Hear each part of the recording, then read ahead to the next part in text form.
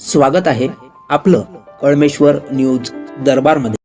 नागपूर महानगरपालिका निवडणूक प्रभाग 34 मधून शिवसेना उद्धव बाळासाहेब ठाकरे तर्फे सुनील मानेकर व अर्पणा मानेकर यांनी पकडली मशाल।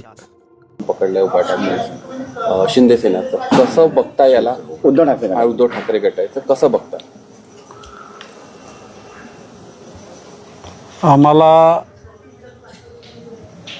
कसं आहे की उद्धव साहेबांच्या आशीर्वादाने आम्ही समोर जाऊ ह्या निवडणुकीला, आणि कुठलंही का कारण असो, परंतु आम्हाला आज त्यांनी आशीर्वाद दिला आणि त्यांच्या आशीर्वादानेच आज ही निवडणूक पुढे नेणार आहोत।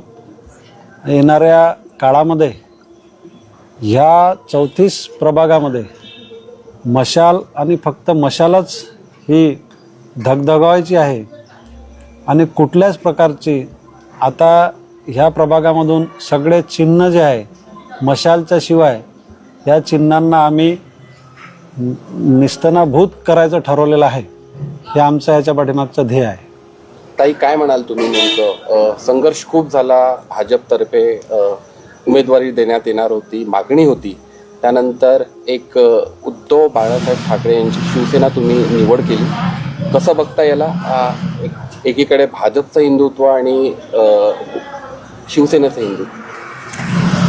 संघर्ष हा त्याच्याच नशिबात येतो जो संघर्षाला झेलू शकतो आणि त्या संघर्षातून निघून समोर जाऊ शकतो। संघर्ष म्हणण्यापेक्षा मी असं म्हणेल की कटकारस्थान झाले, त्याला संघर्षाचं नाव देऊन उगीच संघर्ष शब्दाला आपण हे नाही करायचं। हे सगळं एक कटकारस्थानाचं मला असं वाटत आहे की झालेलं आहे, आणि होऊ शकतं की कुठल्या पक्षाचे तिकीट देताना काही क्रायटेरिया असतात, ते मला अजूनही कळलेले नाही की नेमकं क्रायटेरिया काय असतो। की असं म्हणतात की कार्यकर्त्याची लॉयलिटी, कार्यकर्त्याची मेहनत, त्यांनी पक्षाला दिलेला वेळ, त्यांनी जोडलेले कार्यकर्ते आणि त्याचं काम ह्यावर तिकीट वाटप होतं। पण मला आता असं वाटत आहे की सकाळी पक्षात घेतलेला व्यक्ती जेव्हा सायंकाळी तिकीट घेऊन जातो तर ही एकनिष्ठता कशाच्या आधारावर ठरवल्या जाते, आणि संघर्ष करून जो बघा, पार्टी कुठली पण मोठी ही कार्यकर्त्याशिवाय होऊ शकत, मग ती किती पण मोठ्या लेवलची असो। आणि आमचा संघर्ष, आम्ही एक पार्टीला दिलेला वेळ काळ हे सगळ्यांनी पाहिलेलं आहे, पण ऐन वेळेवर जे हे वातावरण तयार झालं किंवा आम्ही कुठल्याच गटात समाविष्ट होऊ नये अशा प्रकारचंही वातावरण तयार केलं गेलं। बघा, राजकारण हा आमचा अजेंडा कधीच नव्हता। एक आवड म्हणून सुनीलनी नेहमी ह्या क्षेत्रामध्ये स्वतःला झोकून दिलं। मी त्यांना नेहमी म्हणायची की हो थोडं घराला वेळ द्या, हे करा, पण त्यांची लहान म्हणजे लग्न झाल्यापासून मी बघतेय की त्यांना ह्या क्षेत्रात खूपच जास्त आवड होती, आणि मला 100% का 101% हा विश्वास होता की जेव्हा एखादा कार्यकर्ता हा तळागाळातून आणि इतक्या मनाने पक्षाला वेळ देतो तर फुल नाही फुलाची पाकळी त्या पक्ष आणि त्या कार्यकर्त्याचा विचार करायला हवा, पण तो कुठे झाला नाही। आणि मला एक असं वाटतं की कार्यकर्ता असताना त्याच्यामध्ये एक व्यक्ती असतो तो, आणि त्याला स्वाभिमानही स्वतःचा जपता आला पाहिजे, आणि आपला स्वाभिमान जेव्हा अशा प्रकारे तोडवला जातो आणि तो कार्यकर्ता जर त्या म्हणजे पेटून उठत नसेल तर त्या कार्यकर्त्याच्या याला काही अर्थ नसतं। आणि प्रश्न आहे हिंदुत्वाचा, तर शिवसेनेचं हिंदुत्व वेगळं, भाजपचं हिंदुत्व वेगळं, तुमचं वेगळं, माझं वेगळं, हे फक्त ह्या राजकीय नेत्यांनी केलेलं एक वावळं आहे। हिंदुत्व ठरवणारे तुम्ही नाही, मी नाही, किंवा कोणी नाही। हिंदुत्व हे आपल्याला आपलं ठरवायचं आहे की मी हिंदू आहे की नाही, आणि हिंदुत्व वगैरे मला माहिती आहे की आपल्या रक्तातच आहे। ते शिवसेनेचं वेगळं असेल, भाजपचं वेगळं, काँग्रेसचं वेगळं, हिंदुत्व हे वेगवेगळं नसू शकतं कधीच। सुनील भाऊ, तुमच्यासाठी स्वाभिमानाची लढाई आहे की जनतेसाठी उचललेला एक महत्त्वपूर्ण पाऊल आहे? तुमच्या माहितीसाठी सांगू शकतो की जर ज्या दिवशी हे कळलं सामान्य जनतेला आमच्या प्रभागामध्ये की यांना कदाचित भाजपची तिकीट हे नाकारले जाऊ शकते, त्या दिवशी गडकरी साहेबांच्या घरी 300 ते 400 लोक ह्या प्रभागातले गेलेले होते। आता गडकरी साहेबांचं नेहमीच हे म्हणणं असतं की लोकांनी ज्या वेळेला तिकीट मागितलं जातं त्याच कार्यकर्त्याला, त्याच उमेदवाराला तिकीट दिलं जातं, परंतु कळलं नाही की नेमकं काय झालं। आता जर सामान्य जनतेची ही इच्छा आहे की आम्ही निवडणूक लढावं, सामान्य जनतेसाठी ही निवडणूक भांडावी किंवा ही निवडणूक लढवावी, सामान्य जनतेचा जिथे आवाज उठवला जातो, सामान्य जनते ज्या कार्यकर्त्यासोबत असते तो कार्यकर्ता एक ताकदवान कार्यकर्ता असतो, तो ताकदवर कार्यकर्ता असतो, आणि सामान्य जनतेसाठीच ही निवडणूक मला लढवायची आहे, सामान्य जनतेच्या कल्याणासाठी. आणि मी नेहमी सांगत असतो की मला शेवटच्या घटकापर्यंत ही मदत करायची आहे, लोकांच्यासाठी मला काम करायचं आहे. हेच या पाठीमागचा माझा उद्देश आहे. ताई, नॉमिनेशन झाल्यानंतर अडचणी भरपूर आल्या. आता सुद्धा आज अर्ज मागे घ्यायचा शेवटचा दिवस होता. तुमचे फॉर्म तुमच्याच जवळच्या लोकांनी चेक केले, जे कालपर्यंत तुमच्यासोबत होते भाजपमध्ये. कसं बघता याला? नेमकं जर बघितलं गेलं तर म्हणजे एक थोडीशी खंत वाटते की ज्यांना आपण साथ दिला, ज्या गोष्टीसाठी हे केलं, पण पक्ष वेगळा झाला, निवडणुकीचा भाग आहे, तरी सुद्धा त्यांनी असं केलं. थोडंसं दुःख होत आहे त्या गोष्टीचं. खंत म्हणण्यापेक्षा दादाने मी याला एक दहशत हा शब्द देईल की आमच्या प्रती काय दहशत आहे लोकांना माहिती नाही, की यांना कुठल्याच पक्षाचे फॉर्म मिळू नये हा उठाठेप झाला. त्यात यश मिळालं नाही तर फॉर्म चेकिंग झाली आणि फॉर्म चेकिंगमध्ये सगळं व्यवस्थित आढळलं. मला असं वाटलं होतं पहिल्यांदा की मी पक्षाला सुनीलनी जो वेळ दिलेला आहे, आयुष्य दिलेलं आहे, आयुष्याची 24 वर्ष त्यांनी पक्षाला दिले आणि मी बघितलंय की त्यांनी कुठल्या लेवलपर्यंत पक्षाची मदत केली आहे. बघा, पक्षाला शारीरिक वेळ देणं ही पण एक वेगळी गोष्ट असते आणि आर्थिक मदत करणं ही पण एक वेगळी गोष्ट असते. त्यांनी प्रत्येक कार्यक्रम स्वखर्चाने पक्षासाठी केला. असं नाहीये की फक्त ते परिस्थिती होती म्हणून तिथे जाऊन उभे राहिले, तर त्यांनी पक्ष तयार सुद्धा, जिथे आम्ही अगोदर राहायचो त्यांनी पक्षाला उभं, त्या पक्षाला सुनीलनी तिथे केलं आणि त्या पक्षानेच त्यांना रिटर्न मध्ये जेव्हा हे गिफ्ट दिलं. तर बघा, एक मी कार्यकर्ता म्हणून असलं तर मी हे एक्सेप्टही केलं असतं, पण एक बायको म्हणून मी हे एक्सेप्ट करू शकली नाही की तुमचा स्वाभिमान कुठेतरी तुडवला जात आहे. मला जे करायचं आहे, महिला सक्षमीकरण, विद्यार्थी विकास, हा माझा अजेंडा लाईफ लॉंगच आहे. पण त्याच्यासोबत मी एक पत्नी पण आहे आणि एक पत्नी म्हणतात ना की जेव्हा तिच्या नवऱ्यावर अशा प्रकारातलं काही झालं तर ते ती सहन करू शकत नाही. माझ्यावर तुम्ही किती घाला घातला असता, मला काहीच प्रॉब्लेम नव्हता की मला पक्षात राहायचं आहे, मला जिंकायचं, याच्याशी माझं काही घेणं देणं नव्हतं. पण ज्या दिवशी तुम्ही त्यांना तोडण्याचा प्रयत्न केला त्या दिवशी मला ही जिद्द आली की मला जिंकणं हरणं हा माझा नंतरचा एजेंडा आहे, पण मी त्यांना अशी हरू देणार नाही. ही खंत तर मला आयुष्यभर राहील की पक्षाने ह्या लेवलपर्यंत त्रास दिला की माझा फॉर्म चेक करायसाठी वरून आदेश आले, तर कुछ तो है यार बात हमने अलग सी. सुनील भाऊ, जर बघितलं तर उभाटा आणि भाजप नेमकं वादाचं एक कारण राहिलेलं आहे हिंदुत्वाचं. नेमकं भाजपचे नेते नेमकं टीका करत राहतात की वाघाचं कातडं घातलेलं आता उद्धव बाळासाहेब ठाकरे यांचं शिवसेना राहिलेली आहे. आता तुम्ही प्रचाराला समोर जाल, भाजपचे तुमचे जे सहयोगी आहे, जे या इथले भावी नगरसेवक आहे, ज्याच्यामध्ये निवडणूक लढत आहे, ते सुद्धा टीका टिप्पणी करणार आहे.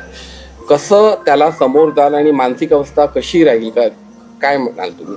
त्यांना उत्तर काय राहील? बघा, तुमचा प्रश्न होता की बाबा हिंदुत्वाबद्दल. हिंदुत्व हे शिकावायचं असेल तर हे स्वर्गीय शिवसेना प्रमुख बाळासाहेब ठाकरे यांनीच हे हिंदुत्व खरं शिकवलेलं आहे. हे भाजपला शिकवलेलं असेल किंवा शिवसेनेला शिकवलेलं असेल किंवा महाराष्ट्रातल्या तमाम जनतेला. ज्यावेळेला उद्धव ठाकरे साहेब ज्यावेळेला भाषण द्यायचे, मी लहान होतो तर 50 किलोमीटर सायकलनी चांदूर बाजारवरून अमरावतीला त्यांचं भाषण ऐकायला यायचो. त्यावेळेला ते नेहमी भाषणात म्हणायचे, तमाम माझ्या हिंदू बांधवांनो. हे हिंदुत्व शिकवलं कोण? ते मान्य बाळासाहेबांनी शिकवलेलं हिंदुत्व आहे ना. आपणच त्यातनं बाहेर निघालो ना. परंतु यांचं कातळं वेगळं, त्यांचं कातळं वेगळं, ह्या सगळ्या राजकीय गोष्टी असतात आणि ही स्थानिक निवडणूक आहे. ह्या स्थानिक निवडणुकीमध्ये हे मुद्दे हिंदुत्वाचे कदाचित नाही आहेत आणि स्थानिक कार्यकर्त्यांची निवडणूक असते. हे एक सामान्य जनतेची निवडणूक असते आणि त्या जनतेला ह्याच्याशी काही घेणं देणं नसतं, असं माझं प्राथमिक मत आहे.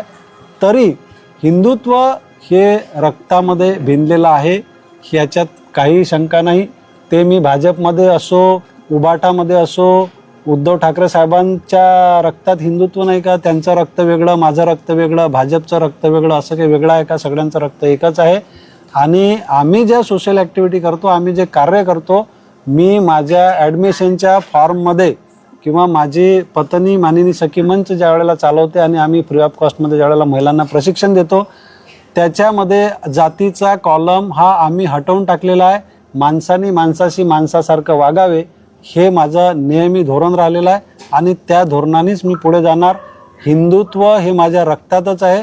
त्यासाठी जे करायचं ते मी माझ्या हिंदुत्वासाठी करणारच आहे. ताई, विकास कामाबद्दल थोडं बोलूया.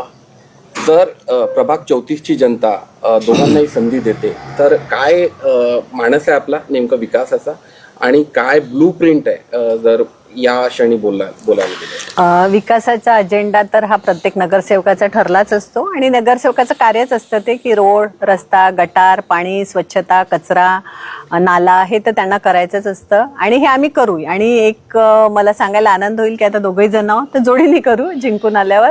आणि मी नसली तरी हे 24 तास असतील, हे नसली तरी असं होणार नाही की नगरसेवकच घरी मिळाले नाही. आता तो एक गोल्डन चान्स आहे जनतेला की घरी गेल्यावर दार ऑलवेज उघडं राहील आणि दादा वहिनीपैकी कोणीतरी राहिलंय आणि जवळ राहिलंय. म्हणजे दूर नगरसेवक शोधायला जावं लागणार नाही की अरे दादा कुठल्या एरियात राहतो, एरियाच्या बाहेरचा दादा आहे, असं काही होणार नाही. आणि विकासाचा एजेंडा ह्या पलीकडे जाऊन थोडंसं मला ना सखी मंचाच्या सखींसाठी करायचं आहे.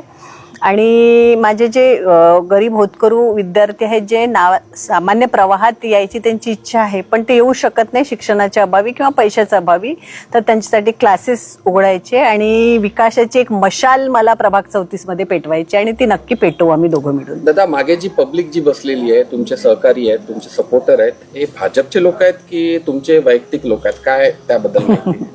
बघा, ह्याच्यामध्ये हे सगळे माझे मित्रमंडळी आहे. याच्यामध्ये भाजपची आहे, शिवसेनेची आहे, काँग्रेसची आहे. आणि तुमच्या माहितीसाठी सांगतो की माझ्या स्वभावानुसार किंवा माझ्या पत्नीच्या स्वभावानुसार या प्रभागामध्ये मला एकच आनंद आहे की मला भाजपची तिकीट मिळाली असती तरी सगळे माझ्यासोबत असते. मला कुठल्याही पक्षाची तिकीट मिळाली असती तरी सगळे माझ्यासोबत असते. म्हणजे तुम्ही समजून घ्या की यातच सौख्य सामावलेलं आहे. कारण मी सगळ्यांना एकत्रितपणे करूनच सगळ्या गोष्टी करत असतो. एक शेवटचा प्रश्न दोघांनाही. चिन्ह हा महत्त्वपूर्ण घटक असतो या निवडणुकीचा. कमळ सोडून आता मशाल, काय म्हणाल तुम्ही? आता तुम्ही मशाल घेऊन समोर जाता, काय आव्हान कराल प्रभाग 34च्या जनतेला? मी जनतेला एकच आव्हान करेल की ही स्थानिक निवडणूक आहे. या स्थानिक निवडणुकामध्ये चेहरा बघितला जातं. खालच्या लेवलवर, खालच्या स्तरापर्यंत कोण माणूस विकास करू शकतं, सामान्य जनतेच्या बद्दल कोण विचार करू शकतं. कुठल्याही प्रकारचं चिन्ह हे महत्त्वाचं नसतं. तर चिन्ह हे ज्याला गरज असते, त्याची पातळी ही अगदी खालच्यापर्यंत पोहोचण्याची नसते. ते फक्त वरवरच असतात आणि पक्षाच्याच भरोश्यावर असतात. आम्ही आज ही मशाल घेऊन चाललो आहे. ही मशाल आम्हाला विकासाची पेटवायची आहे, ही मशाल आम्हाला स्त्री शिक्षणाची पेटवायची आहे, ही मशाल आम्हाला विद्यार्थ्याची पेटवायची आहे, विद्यार्थी शिक्षणाची पेटवायची आहे. आणि तुमच्या माध्यमातून सांगू शकतो की हे चिन्ह महत्त्वाचं तर आहेच, परंतु त्याहीपेक्षा ह्या प्रभागामध्ये काम करणारा व्यक्ती कोण आहे, काम करणारी स्त्री कोण आहे आणि खरोखर ते आमचं काम करू शकतात का. तुमच्या माध्यमातून सांगू शकतो की प्रभाग 34च्या जनतेला तुम्हाला माझ्या घरी पण यायची गरज नाही, मीच तुमच्या घरापर्यंत येणार आहे. हे मी शिकलेलो आहे ह्या सगळ्या राजकारणामध्ये. ताई, आपण चिन्ह बदललंय, माणूस तोच आहे, ताई तीच आहे, एरिया तोच आहे, लोक तोच आहे, फक्त चिन्ह बदललंय आणि इलेक्शन हे नगरसेवकाचं आहे. तर मला असं वाटतं की ते चिन्ह, जात, धर्म न पाहता माणेकर दादा, माणेकर वहिनी आणि त्यांनी हाती घेतलेली मशाल हेच बघितल्या जाणार आहे. ह्या इलेक्शनमध्ये तुम्ही चिन्ह, पक्ष याच्यावर फोकस न करता माणेकर दादा वहिनी आहेतच आणि ते ऑलवेज राहतील. आणि आमची एक काय ब्रीद वाक्यच आहे आमची सखी म्हणजे की हाक तुमची साथ आमची. आणि आनंदाने सांगताना खूप आनंद होईल की तुम्ही माझ्यापर्यंत किती पोहोचाल नाही पोहोचाल हे जरी तुम्हाला शक्य झालं नाही तरी एक फोन किंवा एक आवाज जरी तुम्ही आम्हाला दिला तर आता दोघं जण मधनं एक तरी तुमच्यासाठी अवेलेबल राहील. फक्त चिन्ह बदललंय, माणूस तोच आहे हे कायम लक्षात असू द्या. आणि माझे हात जोडून सर्वांना हीच विनंती आहे की आता चिन्ह न बघता माणूस बघा ज्याच्या हातामध्ये मशाल आहेत आणि मशालीसोबत मानेकर आहे हे तुम्हाला बघायचं आहे आता.